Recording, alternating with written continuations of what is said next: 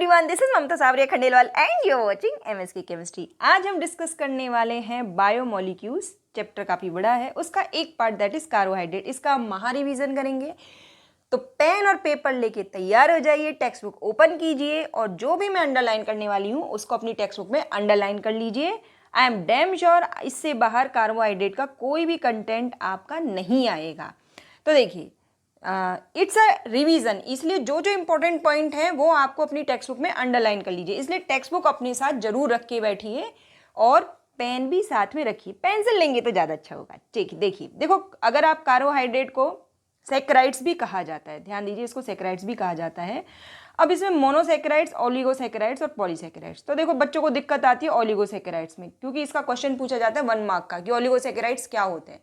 तो ऐसे कार्बोहाइड्रेट जिनका जब हाइड्रोलाइसिस किया जाता है ना, तो हाइड्रोलाइसिस किया जाता है तो 2 से लेके 10 तक के मोनोसैकराइड्स मिल सकते हैं। 2 से लेके 10 तक, ये ध्यान रखना है आपको। 10th स्टैंडर्ड पास किया ना आपने, 10th स्टैंडर्ड पास करके 11th में आते तभी से आपको केमिस्ट्री पढ़नी पड़ती है। तो ध्यान रखना 10th तक ही। बच्चों को यहाँ पे कंफ्यूजन होता है 2 से 20 होता है या 2 से 10, ऐसा मैंने बहुत बार देखा है। तो 2 से 10 तक आपको ध्यान रखना है। मतलब अगर आपने ओलिगोसैकेराइड का हाइड्रोलाइसिस किया, हाइड्रोलाइसिस का मतलब है कि उसको किसी एसिड के साथ हीट किया, तो या तो आपको 2 मोनोसैकेराइड्स मिलेंगे या 10 तक भी मोनोसैकेराइड्स मिलते तो उसे हम कहते हैं ओलिगोसैकेराइड। ठीक है, अब ये सारे आपको याद नहीं रखने, आपको सिर्फ याद रखना है सुक्रोज, माल्टोस और लैक्टोस और इनकी यूनिट। सुक्रोज में ग्लूकोज और फ्रक्टोज होता है, माल्टोस में दोनों ग्लूकोज यूनिट होती है और लैक्टोस में एक यूनिट होती है गैलेक्टोज की और एक यूनिट होती है ग्लूकोज की। ये आपको याद तक की मोनोसैकेराइड यूनिट दे सकते हैं। अच्छा, अब मोनोसैकेराइड्स का हाइड्रोलाइसिस नहीं होता है, ये ध्यान रखना आपको। Monosaccharide do not hydrolyse into smaller units. अरे खुद ही सबसे छोटे होते हैं ये। ओके, और पॉलीगोसैकेराइड्स आप जानते हैं, ये देखो, ये 2 से 10 तक देते तो जो 10 से ज्यादा देंगे, है ना, हाइड्रोलाइसिस के बाद जो लार्जर नंबर ऑफ मोनोसैकेराइड देंगे, ऑब्वियसली वो 10 से ज़्यादा तो होंगे ही होंगे, तो उनको हम कहते हैं पॉलीसैकेराइड्स। और इसमें आप जानते हैं आपके सिलेबस में क्या है, स्टार्च है, ठीक है, और सेलुलोज है। चलिए आगे की बात करते हैं। ये देखिए, नॉमेनक्लेचर ऑफ मोनोसैकेराइड, ये सब कुछ नहीं पढ़ना है आपको। सिर्फ आपसे ये पूछा जाएगा कि जो ग्लूकोज होता है वो क्या होता है। ग्लूकोज एक एल्डोज होता है। ठीक है, एल्डोज क्यों? क्योंकि इसमें एल्डिहाइडिक ग्रुप होता है और क्योंकि इसमें 6 कार्बन होते हैं इसलिए एल्डोहेक्सोज होता है। तो बस आपको क्या ध्यान रखना है कि आपका जो ग्लूकोज है ये एल्डोहेक्सोज है। ठीक है, और दूसरा फ्रक्टोज के लिए क्या याद रखना है, ये कीटोहेक्सोज है, क्योंकि इसमें कीटोनिक ग्रुप होता है और साथ में 6 कार्बन होते हैं। तो glucose is aldohexose and fructose is ketohexose. इसको अंडरलाइन कर लीजिए अपनी टेक्स्ट बुक में। Okay, now the preparation of glucose from sucrose, मतलब ग्लूकोज हमें कैसा मिलता है। तो ये चीज ध्यान रखिए, ये एमसीक्यू के क्वेश्चन बनते हैं इसमें कि जो ग्लूकोज होता है वो नेचर में फ्री स्टेट में भी मिलता है और साथ में कॉम्बाइंड स्टेट में भी मिलता है। ये दोनों चीजें आपको याद रखनी है। अच्छा, कई बार 2 नंबर का ये क्वेश्चन पूछा गया है कि ग्लूकोज को आप कैसे बनाओगे, ईदर सुक्रोज और दूसरा आगे हम देखेंगे कि ये स्टार्च से। तो स्टार्च और सुक्रोज से आप ग्लूकोज को कैसे बनाएंगे, 2 मार्क्स का क्वेश्चन कई बार बोर्ड में पूछा गया है। हालांकि टेक्स्ट बुक नहीं है लेकिन कुछ कुछ कंटेंट तो पुराना ही है ना।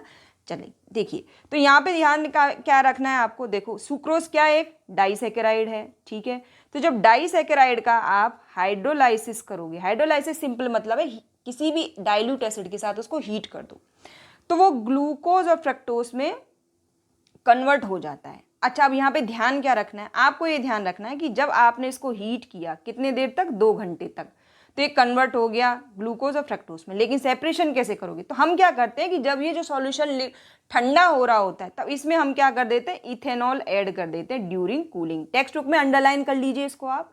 तो उससे क्या होता है कि इसके तो क्रिस्टल बन जाते हैं, इसके क्या बनते हैं, क्रिस्टलाइज आउट हो जाता है ये, और ये लिक्विड में एक फॉर्म में रह जाता है। तो इस तरीके से दोनों को हम फिल्टर करके सेपरेट कर लेते हैं। तो ये बहुत ही इंपॉर्टेंट मेथड है, 2 मार्क्स का ये क्वेश्चन आता है और बहुत आसान है। आगे बात करते हैं कि हम स्टार्च से इसको कैसे निकाल सकते हैं, ये भी 2 मार्क्स का ही क्वेश्चन आता है। तो देखिए, कमर्शियली ध्यान रखना, कई बार वो पैसे पूछते हैं कि कमर्शियल मेथड क्या है ग्लूकोज को ऑब्टेन करने का। तो कमर्शियली ध्यान रखना, इस स्टेटमेंट पे अंडरलाइन कर लीजिए इसको टेक्स्ट बुक में। कमर्शियली जो ग्लूकोज होता है वो स्टार्च के हाइड्रोलाइसिस से मिलता है। अब ये कंडीशन आपको याद नहीं रहती है तो भी कोई बात नहीं, अगर आप भूल भी जाते हैं कोई बात नहीं, ये H पॉजिटिव जरूर लिख देना। ठीक है, और बॉइलिंग लिख देना साथ में, मतलब ये ऐसा साइन बना देना, बस हो जाएगा आपका काम। टीचर आपकी मार्क्स नहीं काटेंगे। तो उससे हमें क्या मिलता है, ग्लूकोज, क्योंकि ग्लूकोज क्या है स्टार्च जो बनता है ना वो बहुत सारी ग्लूकोज यूनिट के ज्वाइंट होने से ही बनता है। स्टार्च इज पॉलीसेकेराइड, जो कि जिसकी मोनोमर यूनिट क्या है, ग्लूकोज। तो इस तरह से स्टार्च सुक्रोज से ग्लूकोज कैसे आप बना सकते हैं, ये दोनों मेथड बहुत ज़्यादा इंपॉर्टेंट है। ओके आगे बात करते हैं ग्लूकोज के स्ट्रक्चर और प्रॉपर्टीज। तो यहाँ पे हम इसके पहले ओपन चेन स्ट्रक्चर की बात करते हैं। ओपन चेन स्ट्रक्चर में ठीक है, अब देखो दिमाग में ये ध्यान रखो कि ग्लूकोज में 6 कार्बन एटम होते हैं। पहले इसका ग्लूकोज का ओपन स्ट्रक्चर अपने दिमाग में ध्यान रखते हुए जो बोर्ड में क्वेश्चन आएगा उसको आपको सॉल्व करना है। क्वेश्चन कैसे आएगा कि आप ग्लूकोज का मॉलिक्यूलर फॉर्मूला C6H12O6 होता है, ये आप कैसे बताओगे, कैसे आप ये प्रूव करोगे? तो आप लिखोगे कि on the basis of its elemental composition, जो होता है ना आप 10th 11th क्लास में पढ़ते हो, इतना परसेंटेज कार्बन होता है, इतना परसेंटेज हाइड्रोजन होता है, वो उसको बोलते हैं एलिमेंटल कंपोजिशन। और जो कॉलिगेटिव प्रॉपर्टी से, कॉलिगेटिव प्रॉपर्टी से निकालते हैं ना मोलार मास, चैप्टर 2 सॉल्यूशंस में हम ये चीज़ जानते हैं। तो उससे हमें ये पता चलता है कि जो ग्लूकोज का मॉलिक्यूलर फॉर्मूला होता है वो C6H12O6 है, पहली चीज़। दूसरी चीज क्वेश्चन ये पूछा जाता है कि how will you prove that all the 6 carbon in the glucose are connected in straight chain, मतलब 6 कार्बन एटम जो होते हैं ग्लूकोज में वो एक ही चेन में, स्ट्रेट चेन में अटैच्ड होते हैं, कैसे बताओगे आप? इस पे मैंने शॉर्ट्स भी अपलोड किए हुए हैं जिस पर आप बहुत सारा प्यार दे रहे हो उन शॉर्ट्स को, उसके लिए आपका बहुत बहुत धन्यवाद। और चैनल पर नए हैं तो please subscribe our channel and hit the bell icon. और जो भी आपको वीडियो चाहिए अभी एग्जाम तक, उसको शॉर्ट फॉर्म में, मतलब कम से कम टाइम में मैं कोशिश करूंगी अपलोड करने की, तो अपनी रिक्वेस्ट को कमेंट सेक्शन में जरूर टाइप कीजिएगा। अच्छा देखिए ये HI ध्यान रखना, ये HI ये क्या है, रिड्यूसिंग एजेंट है। तो जब इसके साथ ग्लूकोज को हीट किया जाता है तो हमें एन हेक्सेन मिलता है। ध्यान रखना ये एन हेक्सेन मिलना हमें ये बताता है कि जो 6 कार्बन होते हैं ये स्ट्रेट चेन में अटैच्ड होते हैं। चलिए ठीक है, अगली बात करते हैं कि आप ये कैसे प्रूव करोगे कि ग्लूकोज में जो कार्बोनाइल ग्रुप होता है ये आप कैसे प्रूव करोगे?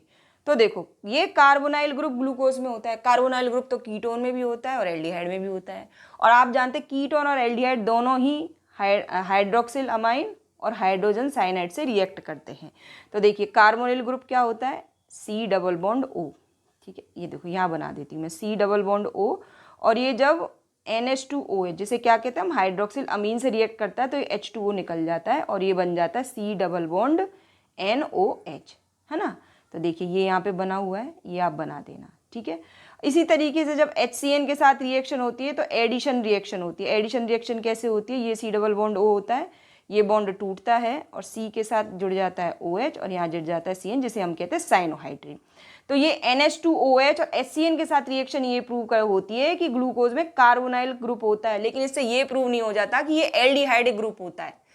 तो आप ये मान के चलिए बच्चों कि इसमें जो ग्लूकोज का जो स्ट्रक्चर है इसमें से कोई ना कोई एक क्वेश्चन 100% आता ही आता है जब, और ये आसान भी है। ठीक है, तो अब यहाँ पे हम ये प्रूव करते हैं कि जो कार्बोनाइल ग्रुप ग्लूकोज में होता है वो एल्डिहाइडिक होता है। कैसे? देखो आप जानते हैं कि जो कीटोन होते हैं उनका ऑक्सीडेशन नहीं होता है। ठीक है, कीटोन का ऑक्सीडेशन जल्दी से नहीं होता है, माइल्ड ऑक्सीडाइजिंग एजेंट से नहीं होता है। और ये जो ब्रोमीन वाटर है ये कैसा है, ये माइल्ड ऑक्सीडाइजिंग एजेंट है। तो माइल्ड ऑक्सीडाइजिंग एजेंट होने की वजह से ये एल्डिहाइड ग्रुप को कार्बोक्सिलिक ग्रुप में चेंज कर देता है। ये इसको C double bond OH group में चेंज कर देता है, ये देखिए, है ना, इसमें चेंज कर देता है। ये एल्डिहाइड ग्रुप चेंज हो जाता है कार्बोक्सिलिक ग्रुप में।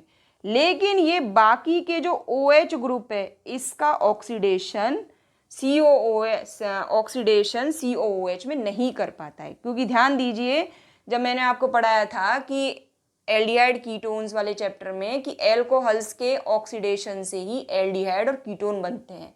एल्कोहल का जब ऑक्सीडेशन होता है माइल्ड ऑक्सीडाइजिंग एजेंट से तो बनते हैं एल्डिहाइड, और एल्डिहाइड का जब फर्दर ऑक्सीडेशन होता है तो बनते हैं कार्बोक्सिलिक एसिड। तो यहाँ पे जो एल्डिहाइड है इसका mild oxidising agent bromine water के साथ जब ऑक्सीडेशन होता है तो ये COOH ग्रुप में चेंज हो जाता है, और बाकी के जो OH ग्रुप होते हैं इन पे कुछ फर्क नहीं पड़ता। तो ये रिएक्शन बहुत इंपॉर्टेंट है, ये आपको प्रूव करती है ब्रोमीन वाटर के साथ रिएक्शन, और इसको हम बोलते हैं ग्लूकोनिक एसिड। चलिए आगे की बात करते हैं कि ग्लूकोज में 5 हाइड्रोक्सिल ग्रुप होते हैं, ये कैसे प्रूव करोगे? मतलब हमने क्या प्रूव कर दिया कि इसमें CHO ग्रुप होता है, 6 कार्बन एटम किसमें होते हैं, स्ट्रेट चेन में लगे होते हैं, ये सब हमने प्रूव कर दिया। अब हमें ये प्रूव करना है कि इसमें 5 हाइड्रोक्सिल ग्रुप होते हैं। तो देखो जब कोई भी OH ग्रुप होता है ठीक है। जब इसकी किसी भी एनहाइड्राइड से या एसाइल हैलाइड से रिएक्शन होती है, जैसे मान लीजिए एनहाइड्राइड यहाँ पे ले लेते हैं हम, ठीक है। एनहाइड्राइड क्या होता है, जैसे एसिटिक एनहाइड्राइड ले लेते हैं हम, CH3COO और ये COO एसिटिक एनहाइड्राइड ले लिया, तो ये क्या होता है, ये H निकल जाता है और इसकी जगह CH3CO ग्रुप इस पर अटैच हो जाता है और साथ में बन जाता है एसिड। तो देखो क्या होता है इस रिएक्शन में, जो O है इससे अटैच हो जाता है COCH3, ठीक है। तो ये बन जाता है, ये ग्रुप कहलाता है एसीटेट। तो यहाँ पे ग्लूकोज की जब एसिटिक एनहाइड्राइड से रिएक्शन होती है तो ग्लूकोज पेंटा एसीटेट बनता है और साथ में एसिटिक एसिड बनता है, ठीक है। तो ये रिएक्शन हमें ये बताती है कि ग्लूकोज में 5 हाइड्रोक्सिल ग्रुप होते हैं और ये पांचों के पांचों अलग अलग कार्बन पे होते हैं, क्योंकि एक ही कार्बन पे जब 2 हाइड्रोक्सी ग्रुप होते हैं तो H2O निकल जाता है, ठीक है। तो ये आपको प्रूव करना है। अब ये हमें ये बताना है कि ग्लूकोज में 1 प्राइमरी एल्कोहलिक ग्रुप होता है, 1 प्राइमरी एल्कोहलिक ग्रुप होता है, ये हम कैसे प्रूव करेंगे। तो देखो, जब आप ग्लूकोज की स्ट्रॉन्ग ऑक्सीडाइजिंग एजेंट जैसे कि HNO3 से रिएक्ट कराएंगे तो ये वाला CHO ग्रुप भी COOH में कन्वर्ट हो जाएगा और साथ में ये नीचे वाला 6th जो कार्बन एटम है ये भी COOH में कन्वर्ट हो जाएगा। तो चाहे आप ग्लूकोनिक एसिड की रिएक्शन HNO3 से कराएं, चाहे आप ग्लूकोज की रिएक्शन HNO3 से कराएं, डाई कार्बोक्सिलिक एसिड आपको मिलता है जिसे आप क्या कहेंगे, सैक्रिक एसिड। ध्यान रखना, ग्लूकोनिक एसिड का स्ट्रक्चर अलग है और सैक्रिक एसिड का स्ट्रक्चर अलग है और इन रिएक्शन में से कोई ना कोई एक रिएक्शन 100% आपसे पूछी जाएगी। चलिए आगे बात करते हैं। तो देखिए ये स्ट्रक्चर आप ध्यान रखिए, ये सैक्रिक एसिड है और ये ग्लूकोज है। अच्छा, अब ग्लूकोज का स्ट्रक्चर बनाने में बच्चों देखो बहुत आसान है। देखो, एक तो प्राइमरी एल्कोहलिक ग्रुप होता है लास्ट वाला जो है CH2OH और फर्स्ट पे आपको CHO बना देना, यहाँ तक बच्चे को कोई दिक्कत नहीं है। अब यहाँ पे ध्यान रखना, ये 4 इसमें कायरल कार्बन होते हैं, 2, 3, 4 और 5, इसमें बस थर्ड वाले पे OH आपको इस साइड लगाना है, बाकी में OH ये राइट हैंड साइड ही रहेंगे। बस इस चीज़ का ध्यान रखना कि आपको ऐसे ये 1, 2, 3, 4 हो ये हॉरिजॉन्टल लाइन बनानी है जिसमें थर्ड वाले पे OH इधर और यहाँ पे CHO और यहाँ पे CH2OH, बस इतना याद रखना दिमाग में। और मैंने इसके लिए लेक्चर भी ऑलरेडी अपलोड किया है, आई थिंक ये लेक्चर नंबर मैंने इस स्लाइड में लिखा हुआ है, 1 मिनट लेट मी सी। अच्छा, आगे लिखा हुआ है लेक्चर नंबर, ये देखिए लेक्चर 48 और लेक्चर 54, यहाँ पे मैंने डिटेल में सारे ये जो मोनोसेक्राइड्स और डाइसेक्राइड्स हैं इनके स्ट्रक्चर बताए हैं, ठीक है। तो यहाँ पे ध्यान दीजिएगा आप कि ये जो थर्ड वाला कार्बन है ना, बस इसमें OH इस साइड रखना है, बाकी ये और ये तो आपको जानते ही हैं, तो स्ट्रक्चर बन जाएगा।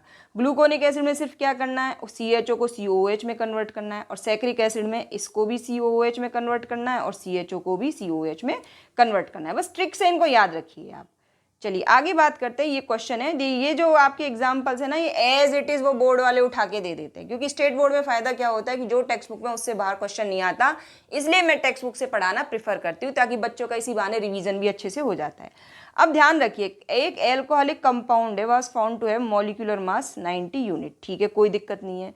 अब जब इसका एसाइलेशन होता है तो ध्यान रखिए, एसाइलेशन होता है तो मैंने आपको क्या बताया था कि जो OH है ये H ग्रुप निकल जाएगा और इसकी जगह क्या जुड़ जाएगा, COCH3, ठीक है।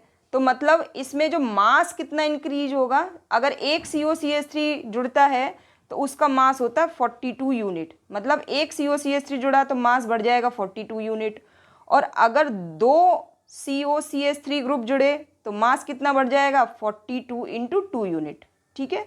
तो इसी बेसिस पे हम इस कंपाउंड का स्ट्रक्चर निकालते हैं कि इसमें OH ग्रुप कितने हैं। देखिए मॉलिक्यूलर मास है 90, आपने इसको असाइलेटेड करा दिया तो इसका जो मास हो गया 174, तो टोटल इंक्रीज कितना हुआ मास में, टोटल इंक्रीज हो गया 174 - 90 दैट इज 84 यूनिट। तो टोटल 84 यूनिट मास का इंक्रीमेंट हुआ है, लेकिन एक एसाइल ग्रुप का मास कितना है, 42 यूनिट, तो 2 एसाइल ग्रुप का मास कितना हो गया, 84 यूनिट। इसका मतलब उस कंपाउंड में कितने OH ग्रुप हैं, उसमें 2 OH ग्रुप है ना। एक OH ग्रुप में से H निकलेगा और दूसरे OH ग्रुप में से भी H निकलेगा और उनसे COCH3 ऐड हो जाएगा, है ना। इस बेसिस पे हम ये इस तरीके से बता सकते हैं कि आपका जो कंपाउंड है उसमें कितने OH ग्रुप होते हैं।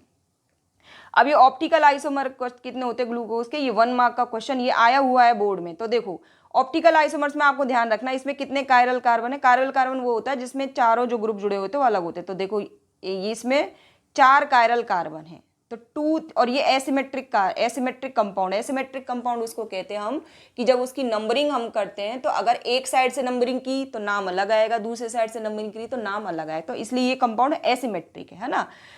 मतलब आप इधर से चलते तो आपको अलग ग्रुप दिखेंगे और इधर से चलते तो अलग ग्रुप दिखेंगे, इसलिए एसिमेट्रिक कार्बन है। तो एसिमेट्रिक कार्बन के लिए जो ऑप्टिकल आइसोमर्स होते हैं 2n, n यहाँ पे कितना है, n की वैल्यू यहाँ पे 4, तो 2 मतलब यहाँ पे कितनी बनेंगे इसके 16 स्टीरियो आइसोमर्स बनेंगे। ये क्वेश्चन 1 मार्क का है, ये एमसीक्यू में इस साल आ सकता है, मार्क माई वर्ड, ये क्वेश्चन इस साल एमसीक्यू में आ सकता है। चलिए आगे की बात करते हैं। ये डी और एल, देखो इसमें ज़्यादा घबराने की जरूरत नहीं है, डीएलएन कॉन्फ़िगरेशन क्या होता है। तो इसमें जो रेफरेंस लिया गया है वो ग्लिसरेल्डिहाइड का लिया गया है। ग्लिसरेल्डिहाइड में जब OH इस साइड होता है तो उसे कहते हैं हम डी, और जब इस साइड होता है तो इसे कहते हैं हम एल। अब जैसे मान लो जो आपको ये कंपाउंड दिया हुआ है ग्लूकोज, इसका इन्होंने पूछा कि ये डी है या एल है, तो क्या होता है, जो लोएस्ट कायरल कार्बन होता है, टेक्स्ट बुक में इसको अंडरलाइन कर लीजिए, जो लोएस्ट कायरल कार्बन होता है फिशर प्रोजेक्शन में, ये फिशर प्रोजेक्शन कहते हैं इसको, इस तरीके के रिप्रेजेंटेशन को। अगर आपको वेज डैश, फिशर प्रोजेक्शन इनमें कुछ तकलीफ है तो उसका वीडियो मैंने ऑलरेडी अपलोड कर चुकी हूँ, उसको आप जरूर देखिएगा। Excuse me. चलिए तो ये देखिए, अब यहाँ पे लोएस्ट कायरल कार्बन लिखा हुआ है ना, तो देखो लोएस्ट कायरल कार्बन कौन सा, ये OH किस साइड है, इस साइड है, इसमें OH किस साइड है, इस साइड है, तो इससे मैच कराइए, OH इस साइड, OH इस साइड, ये देखिए, और OH इस साइड लोएस्ट कायरल कार्बन पे, तो इसका मतलब ये क्या हो गया, डी ग्लूकोज।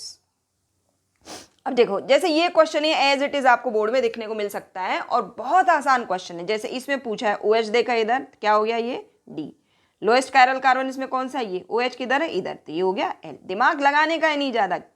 ये देखो ये आपका कैसा हो जाएगा, एल राइबोस, और ये कैसा हो जाएगा आपका D3OS।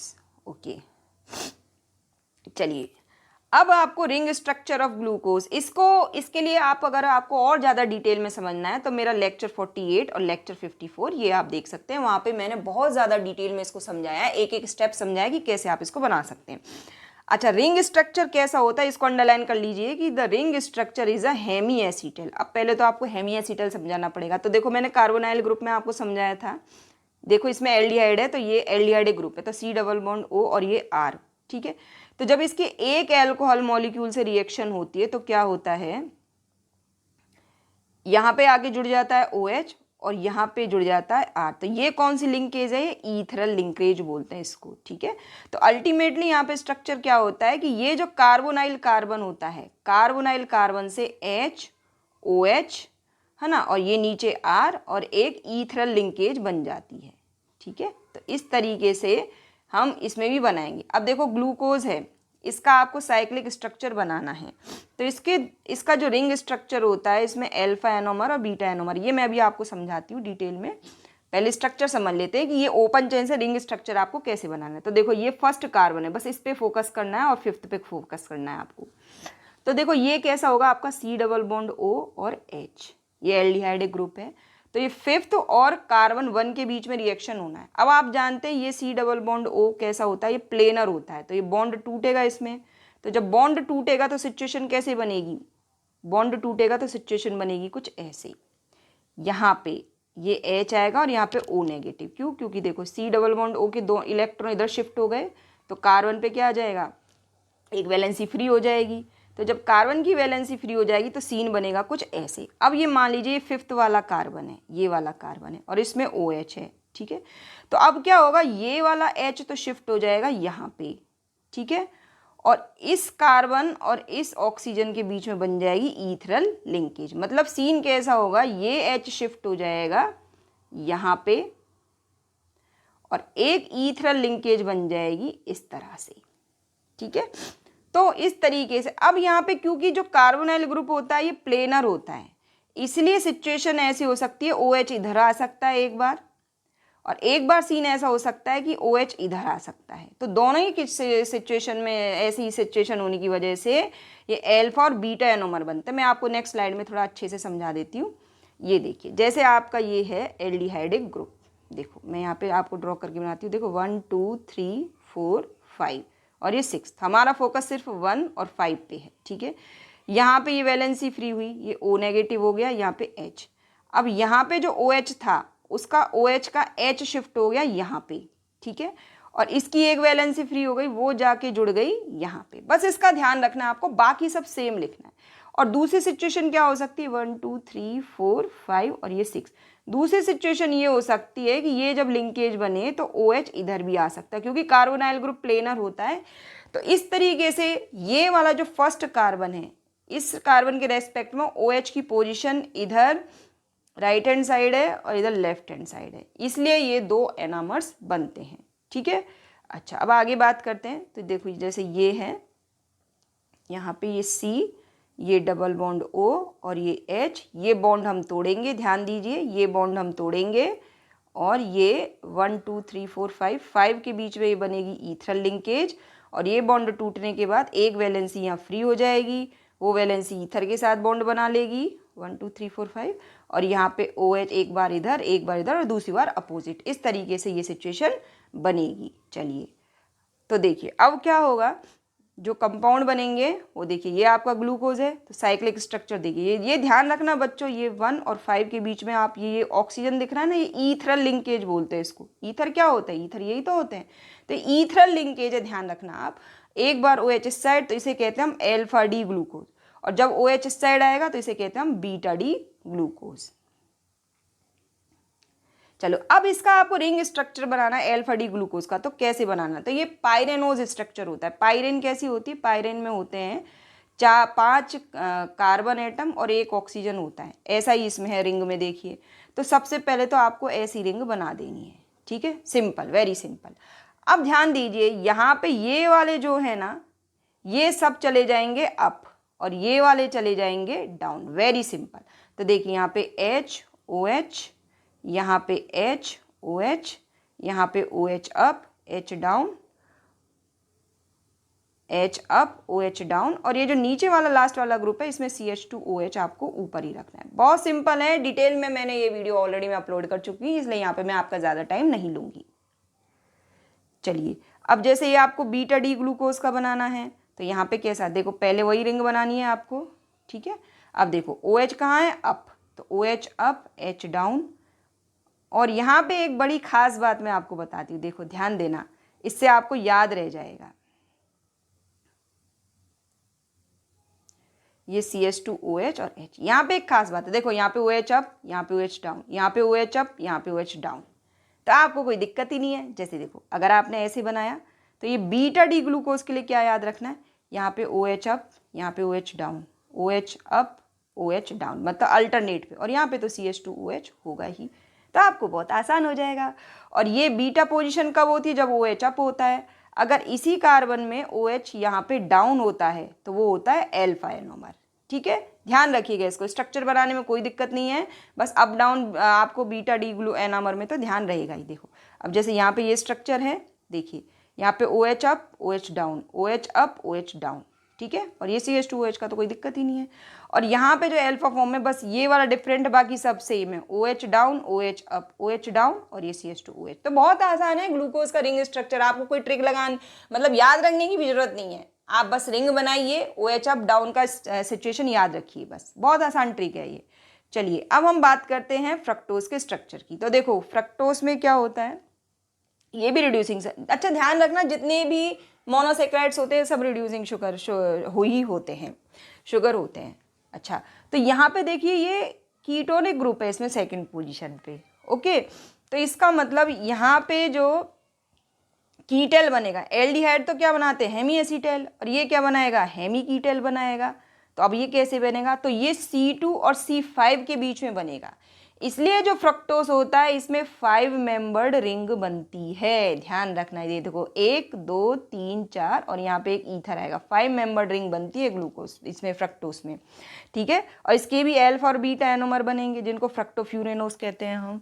ठीक है, अच्छा चलो बनाते हैं, कैसे बनाएंगे, देखो ये O का बॉन्ड टूटेगा। ठीक है, ये बॉन्ड टूटेगा और यहाँ पे आ जाएगा H और ये वाला बन जाएगा O और लिंक बनेगी कुछ इस तरह से। ठीक है, अब देखो रिंग कैसी बनी हुई है, यहाँ पे ईथरल लिंकेज होगी जो कि ये वाला ऑक्सीजन है, तो रिंग बनेगी देखो कुछ ऐसे। ठीक है, अब यहाँ पे सिचुएशन क्या है कि रिंग का जो सेकंड कार्बन है इससे CH2OH जुड़ा हुआ है। तो अगले स्लाइड में मैं आपको दिखाती हूँ, ये देखिए रिंग जो बन रही है ये 2 से बन रही है यहाँ पे, जबकि एल्डिहाइड में फर्स्ट कार्बन से ही बन रही थी। तो ये अल्फा डी फ्रक्टोफ्यूरेनोस का अगर मैं साइक्लिक स्ट्रक्चर बनाती हूँ तो कैसे बनेगा, ये देखो ये CH2OH कहाँ है, अप, ये OH डाउन और ये CH2OH अप। यहाँ पे OH अप तो मैंने OH अप कर दिया, यहाँ पे OH डाउन तो यहाँ पे OH मैंने डाउन किया, और यहाँ पे ये H और ये CH2OH। ठीक है, ये बनाना सीख जाओगे तो रिंग भी आसानी से बन जाएगी। चलिए यहाँ पे देखते हैं बीटा डी फ्रक्टोफ्यूरेनोस। तो बीटा में देखिए पहले तो 5 मेंबर्ड रिंग बनाइए, है ना। अब देखिए यहाँ पे OH अप तो ये OH अप, CH2OH डाउन। तो यहाँ पे देखिए ये जो फर्स्ट और ये सेकंड वाला कार्बन है, ये वाला कार्बन सेकंड है, ये फर्स्ट नहीं है। और फिर उसके बाद देखिए OH अप, यहाँ पे OH डाउन और यहाँ पे ये CH2OH और H। तो ये आपका हो गया बीटा डी फ्रक्टोफ्यूरेनोस। चलिए अब यहाँ पे देखिए ये open chain structure of fructose, ये सब में एक साथ बने हुए हैं, है ना, और नीचे इनके बने हुए साइक्लिक स्ट्रक्चर। ये फ्यूरेन का स्ट्रक्चर है, इसलिए इसे फ्यूरेनोस कहा जाता है। ये आपकी फिशर प्रोजेक्शन है, और ये वाले जो प्रोजेक्शन है इन्हें हम हॉवर्थ प्रोजेक्शंस कहते हैं। ध्यान रखना, ये फिशर प्रोजेक्शन है, ये हॉवर्थ प्रोजेक्शन है। तो ये सब मैंने आपको डिटेल में बताई दी है। रिंग बनाने का ध्यान रखना बच्चों, यहाँ पे 2 और 5 के बीच में रिंग बनेगी। चलिए अब डाइसेकेराइड्स की बात करते हैं। तो ऑब्वियसली डाई का मतलब 2, मतलब ये हैं ओलिगोसेकेराइड, और ये इसमें कितने होते हैं, 2 मोनोसेकेराइड्स होते हैं। 2 यूनिट्स ऑफ सेम और डिफरेंट मोनोसेकेराइड्स और हाइड्रोलाइसिस ये हमें मिलती है। अब इसमें खास बात क्या है कि जो दोनों मोनोसेकेराइड्स होते हैं ये आपस में लिंक होते हैं, और उस ईथरल लिंकेज को क्या कहते हैं हम, ग्लाइकोसिडिक लिंकेज।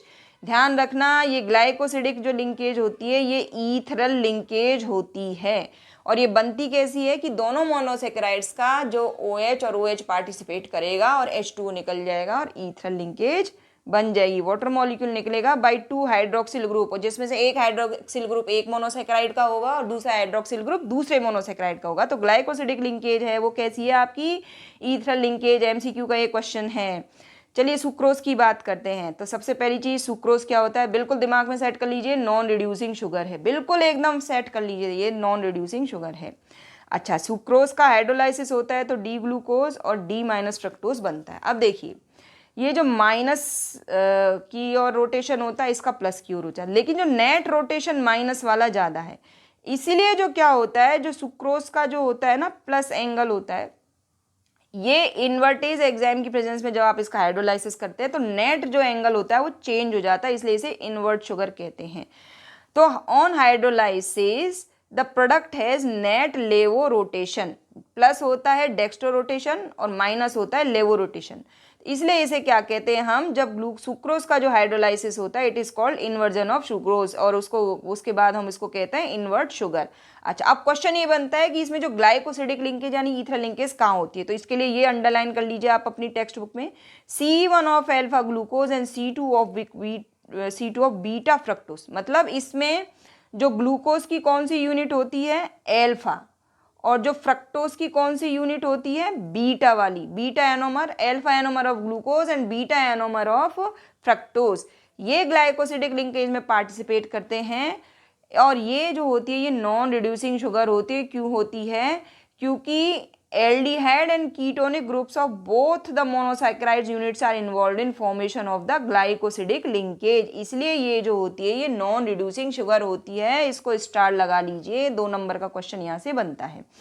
फिर ये ध्यान रखिए इन्वर्ट शुगर जो होती है वो कमर्शियली अवेलेबल होती है इन्वर्ट सिरप के नाम से, जिसका काफ़ी यूजेस किया जाता है।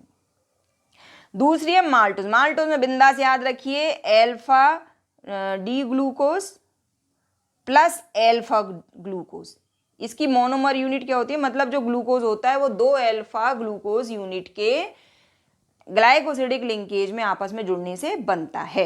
अच्छा, तो अब इसमें जो लिंकेज की टाइप क्या होती है वो ध्यान रखना, लिंकेज इज कॉल्ड, इस लिंकेज का डायरेक्ट क्वेश्चन आता है कि माल्टोज में जो लिंकेज होती है वो अल्फा 1,4 ग्लाइकोसिडिक लिंकेज होती है।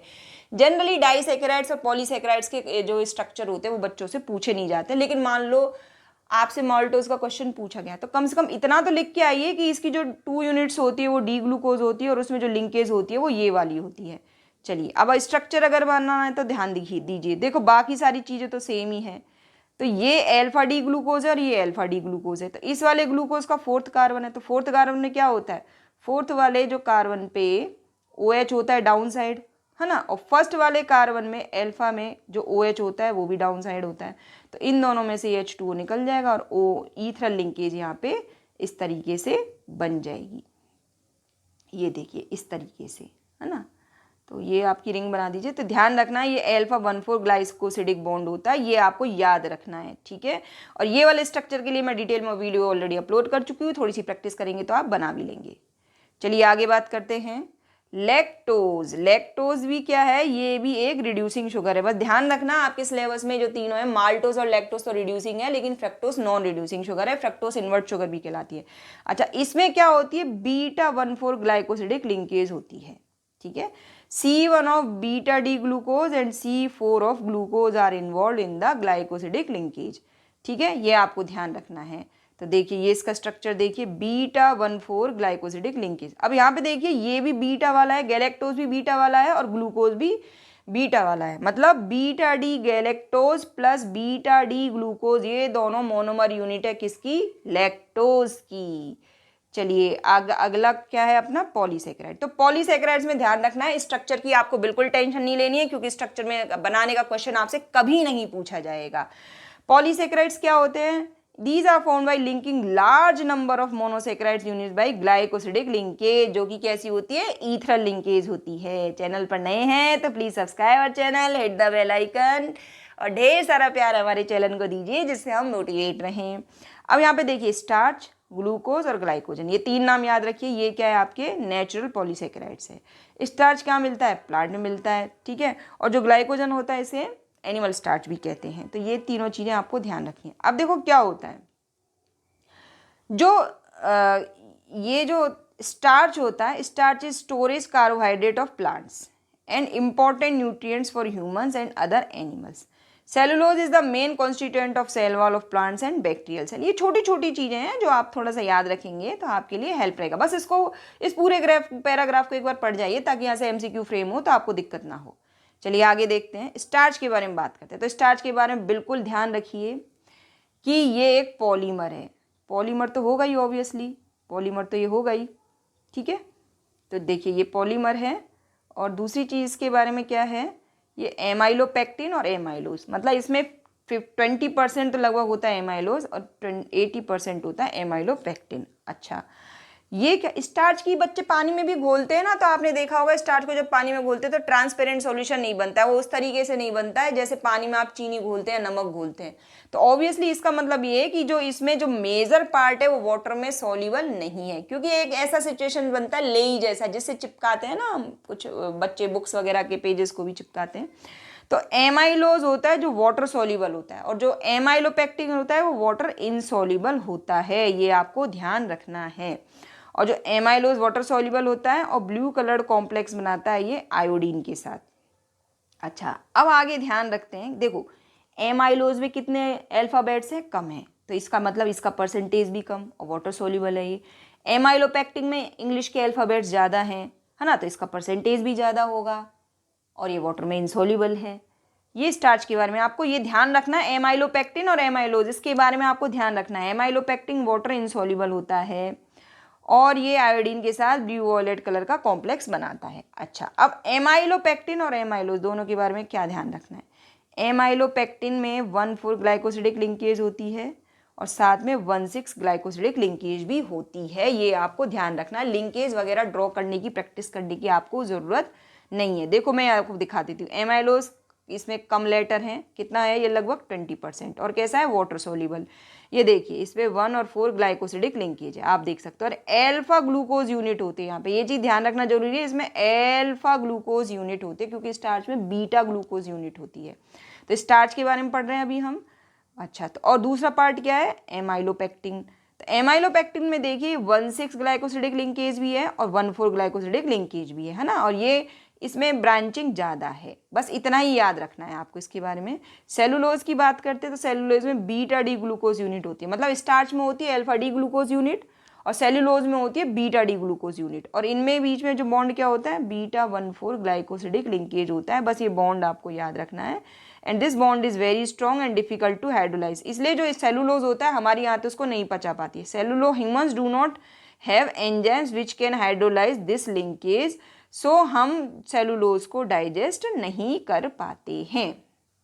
ये देखिए सेलुलोज का स्ट्रक्चर देखिए आप, ये देखिए ये 1 और 4 ग्लाइकोसिडिक लिंकेज है और ये बीटा 1,4 ग्लाइकोसिडिक लिंकेज है, मतलब इसमें बीटा ग्लूकोज की यूनिट्स पाई जाती हैं। अब last slide, glycogen. Glycogen has its structure similar to that of amylopectin, मतलब जिसमें 1,4 और 1,6 ग्लाइकोसिडिक लिंकेज होती है, but it is more highly branched और जो कि एनिमल्स में पाया जाता है। So thank you for watching MSK chemistry, keep showering up, thank you for watching MSK chemistry.